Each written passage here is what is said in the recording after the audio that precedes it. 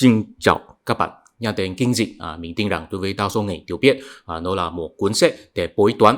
Còn đối với những người có quan tâm với văn hóa Trung Hoa thì sẽ biết là kinh dịch cũng là một cuốn sách triết học, chủ yếu là thể hiện trên tư tưởng về sự biến đổi của âm và dương. Và mình tin rằng ít người biết rằng kinh dịch cũng là một cuốn sách lịch sử. Thật ra đối với mình cũng là gần đây mới biết nhờ một cuốn sách vừa xuất bản ở Trung Quốc.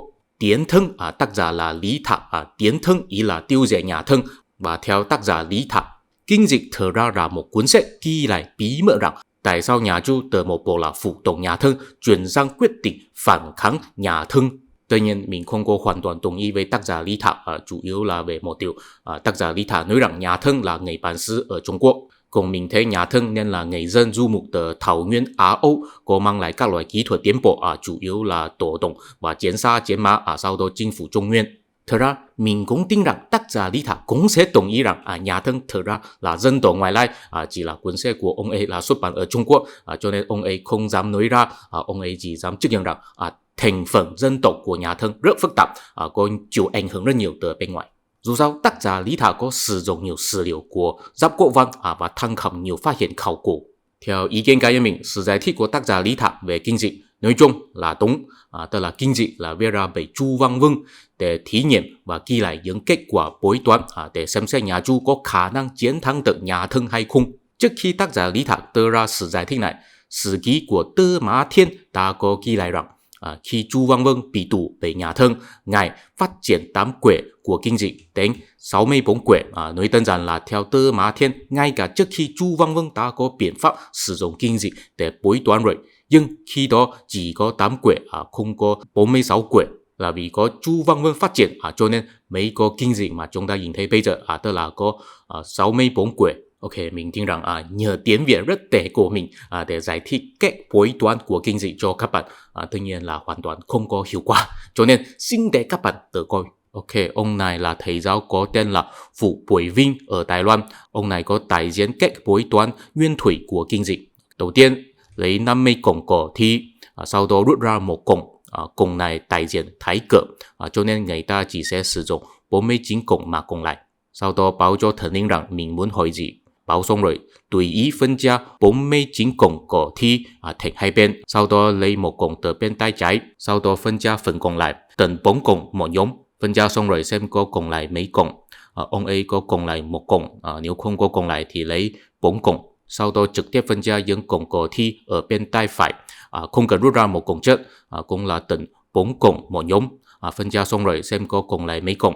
Ông ấy có còn lại 3 cổng, cũng là nếu không có còn lại thì lấy 4 cổng. Ok, bây giờ ta có lấy xong cỏ thi từ cả bên tay trái và bên tay phải rồi. Lấy ra rồi thì đặt ở một bên và tiếp tục làm lại hành động trước để lấy ra cỏ thi tiếp. Ok, làm lại 2 lần nữa, tức là tổng cộng làm 3 lần. Làm xong 3 lần rồi thì xem cuối cùng những cỏ thi còn lại có phân ra thành bao nhiêu nhóm có 4 cổng. Sau đó ghi lại con số. Ông ấy có còn lại 7 nhóm, cho nên ghi lại 7. Cái này là hảo ở giấy nhất.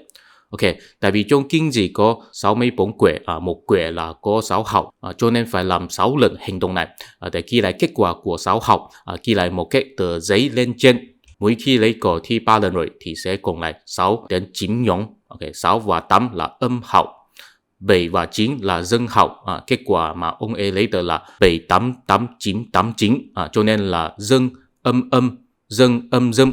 Cái này là quẻ phệ hợp. Ok, mấy các bạn chú ý, cho xong cái này là quẻ vốn có, vẫn phải xác định một quẻ biến đổi nhìn vào những 6 con số mà mình vừa lấy được. Ok, 6 và 9 phải thay đổi, 6 vốn là hảo âm, phải thay đổi thành hảo dương. 9 vốn là hảo dương, phải thay đổi thành hảo âm. Kết quả vốn có của ông ấy là 7, 8, 8, 9, 8, 9, chỉ có 9 phải thay đổi, cho nên thay đổi thành dương âm âm, âm âm âm. Cái này là quẻ phụ, là quẻ biến đổi. Quẻ vốn có biểu thị tình huống của mình bây giờ là như thế nào? Quẻ biến đổi biểu thị tình huống tiếp theo sẽ ra sao? Khi xem xét quẻ vốn có, chủ yếu là xem xét giải thích chung của quẻ. Khi xem xét quẻ biến đổi thì phải xem xét cụ thể là hảo nào có biến đổi. Ví dụ trong trường hợp của ông ấy là hảo đầu tiên và hảo thứ 3 có thay đổi, cho nên mới có quyền biến đổi. Cho nên thì phải xem giải thích của hảo đầu tiên và hảo thứ 3 để tìm hiểu xu hướng tương lai. Hy vọng các bạn có thể hiểu biết sự diễn tả của mình. Mình thực sự đã hết sức cố gắng rồi. Thật ra cũng có nhiều video có giải thích các bối toán của kinh dị bằng tiếng Việt. Các bạn có thể tự đi coi, có nhiều lắm. Các bối toán của kinh dị không phải là nội dung chính của video mình. Nội dung chính của video mình là giải thích tại sao nói rằng kinh dị là một tài liệu lịch sử. Các bạn thấy các bối toán nguyên thủy của kinh dị là chỉ dựa vào Nam Mê Cổng Cổ Thi, và các bối toán này là phát triển bởi Chu Văn Vương. Và các bạn có biết không, các bối toán trước nhà Chu, tức là các bối toán của nhà Thân, không phải là đơn giản như vậy. Phải viết ra câu hỏi trên nhiễm rủa hoặc xưng thú, sau đó đốt đi và xem xét dấu nợ bị tội. Nhiễm rủa hoặc xưng thú là đồ vật bảo quý, mỗi khi bối toán đều phải có cái mới. Không chỉ là vậy, bây giờ sự phát hiện khảo cổ đã chứng minh rồi, trong nghi lễ bối toán của nhà Thân luôn luôn phải cúng tế công nghệ cho thần linh, phải cúng tế cho thần linh mới sẽ trả lời kết quả của bối toán. Câu hỏi càng quan trọng thì công nghệ bị cúng tế sẽ càng nhiều. Cho nên Chu Văn Vương phát triển biện pháp dùng cổ thi bối toán, thật ra là một cải cách tôn giáo, tức là không muốn cúng tế công nghệ cho thần linh để bối toán nữa. Ok, theo sử ký của Tư Mã Thiên, khi Chu Văn Vương bị tù bởi nhà Thân, ngài phát triển ra các bối toán của kinh dị. Và trước khi nhà Chu được xây dựng, chỉ có một bộ lạc Chu, nó là một bộ lạc phụ thuộc nhà Thân. Nhưng sau đó, Chu Văn Vương có xúc phạm Chủ Vương, tức là nhà vua của nhà Thân. Chủ Vương bỏ Chu Văn Vương vào tù. Khi Chu Văn Vương trong tù thì bắt đầu phát triển các bối toán của kinh dị. Theo tác giả Lý Thả, thật ra những giải thích của các quẻ hay các hảo trong kinh dị đều là kỷ lục của những câu chuyện thực sự có xảy ra. Đó là kỷ lục về kết quả thực sự xảy ra sau khi Chu Văn Vương làm bối toán bằng cổ thi. Bây giờ có nhiều nhà nghiên cứu tham khảo Giáp Cô Văn để xem xét kinh dị, có phát hiện rằng hóa ra có nhiều thứ là kỷ lục về cuộc sống của nhà Thân. Ví dụ trong kinh dị luôn luôn xuất hiện một chữ là phu. Phu trong Giáp Cô Văn hình dạng là như vậy, ý là một con nghề và một con tay, ý là nghề bị bắt, tức là tù binh. Trong kinh dị có nhiều câu nói sử dụng chữ này để chỉ ra có sự may mắn hay thu hoạch. Thật ra những câu này là kỷ lục rằng bộ lạc Chu từng có giúp đỡ nhà Thân bắt công nghệ, cung cấp công nghệ cho nhà Thân để cúng tế cho thần linh. Và trong kinh dị cũng có một câu nói có xuất hiện nhiều lần, đó là hòa tùng vương sử vô thành hiếu trung, ý là nếu phục tùng nhà vua thì không có thành công, chỉ sẽ kết thúc. Theo tác giả Lý Thả, Chu Văn Vương là bối toán nếu mình tiếp tục phục tùng nhà Thân sẽ có kết quả tốt hay không. Ok, sau khi Chu Văn Vương bị tù 7 năm thì Chủ Vương thả Chu Văn Vương ra tù, và sau khi Chu Văn Vương quay trở về bộ lạc thì dần dần chiêu tập các bộ lạc để lật đổ chính quyền nhà Thân. Và có một điều đáng chú ý là sau khi nhà Chu lật đổ nhà Thân rồi, chỉ có để lại một số kỷ lục rất ít rằng người Thân có thói quen ăn thịt người. Bây giờ người ta là dựa vào sự phát hiện khảo cổ mới tìm hiểu rằng hóa ra nhà Thân có sử dụng công nghệ để cúng tế cho thần linh một cách thực sự rất kinh khủng. Cho nên hình như là nhà Chu cố ý giấu giếm toàn lịch sử của nhà Thân, và tư tưởng nhà Chu so sánh với văn minh khác rất kết xa với thần linh. Tại vì tư tưởng nhà Chu là chủ trương rằng nếu nhà vua luôn luôn quan tâm người dân và có đức hạnh thì ông trời sẽ ban phúc, không cần đặc biệt cúng tế rất nhiều. Đó là một thần linh hoàn toàn khác biệt với nhà Thân.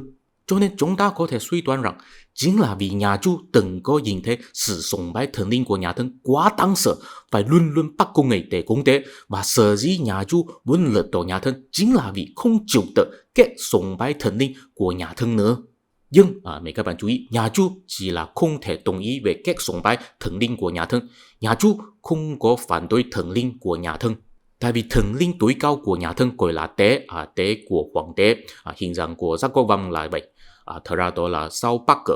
Và thần linh tối cao của nhà Chu cũng là gọi là tế, cho nên nhà Chu là kế thừa tín ngưỡng của nhà Thân, nhưng có cải cách biện pháp bói toán và biện pháp sùng bái. Khi nhà Thân câu hỏi bói toán trong Giáp Cô Văn thông thường là rất đơn giản, chỉ hỏi nên làm hay không nên làm, tốt hay không tốt, không có hỏi phải làm như thế nào. Còn kết bói toán của kinh dị thì có đưa ra một số nguyên tắc chỉ đạo nên làm như thế nào, cho nên kinh dị cũng được coi là một cuốn sách triết học.